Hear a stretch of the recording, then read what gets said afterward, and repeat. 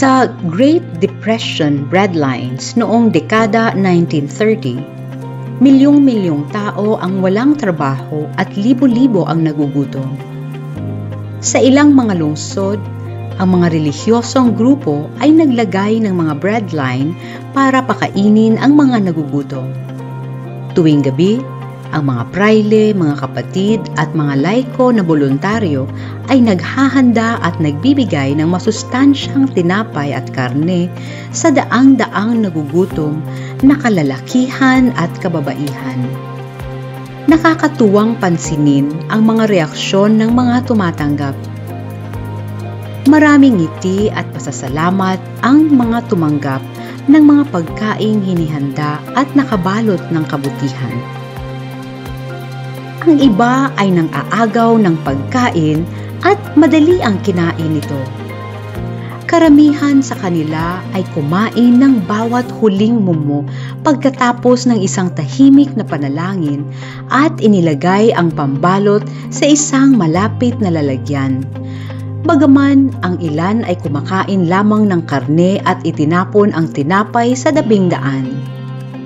Ang reaksyon ng mga gutom na kapuspalad na yon ay munting tanghalin ay katulad na parang pagtanggap ng kanyang mga tagapakinig sa mga salita ni Jesus sa Ebanghelyo ngayon.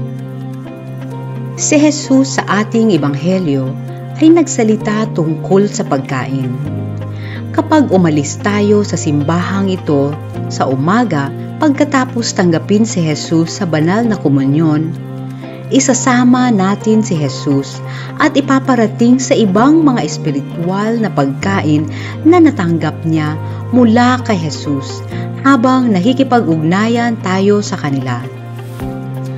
Ang Eyo sa Eucharistia bilang madalas na tawag na hapunan ng Panginoon ay nangangahulugang mabuti at charis. Ang ugat ng ating salitang iglesia na charis, ang hapunan ng Panginoon ay ang mabuting haplos. Ang sakramentong ito, ang Diyos ay dumarating sa atin sa espiritual at pisikal na hihipo tayo at sinabing, "Mahal kita."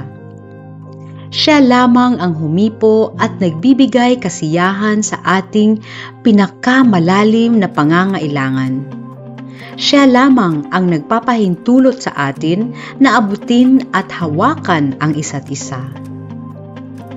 Hinahamon tayo ng mga pagbasa ngayong araw na magtiwala sa probidensya ng isang mapagmahal at mapagmalasakit na Diyos at magutom at uhaw sa tinapay ng buhay na walang hanggan. Ang banal na Eucharistia.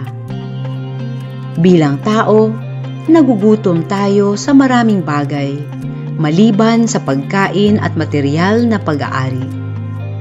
Nagugutom tayo sa kalalamin at parangalan, mahalin at pakinggan at pahalagahan, tulungan, aliwin, hikayatin ang mga tao at tumanggap ng pasasalamat. Ang unang pagbasa na kinuha mula sa Exodo ay nagpakita sa atin kung paano nasiyahan ang Diyos sa gutom ng kanyang mga pinili sa disyerto ng pamamagitan ng pagbibigay sa kanila ng mana ng pugo. Ang mga paghigpit na ipataw ng Diyos para sa pagkolekta ng mana ay nagpapaalala sa atin na magtiwala na ang Diyos ay palaging magbibigay sa atin ng mga pangangailangan.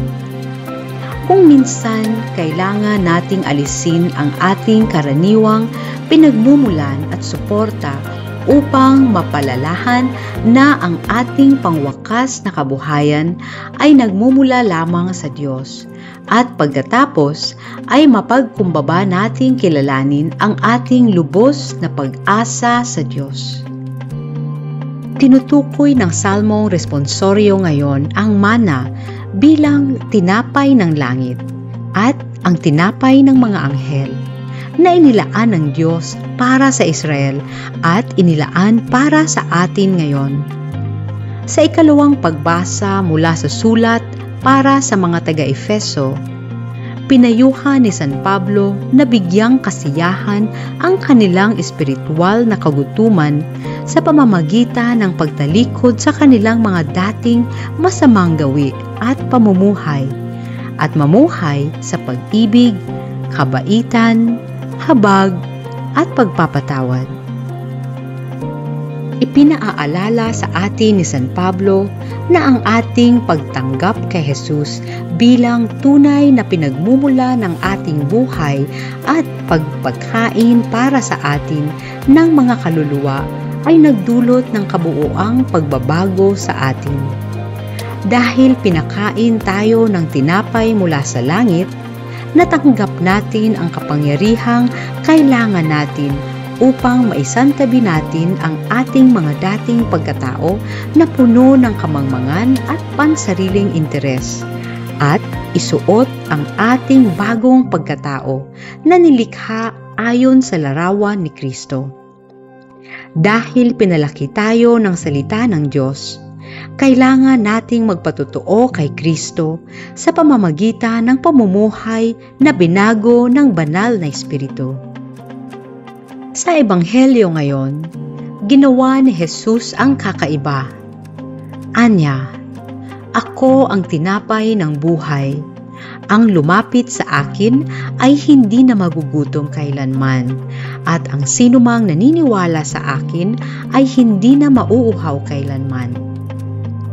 Si Jesus ay nag-alay sa karamihan ng tinapay mula sa langit.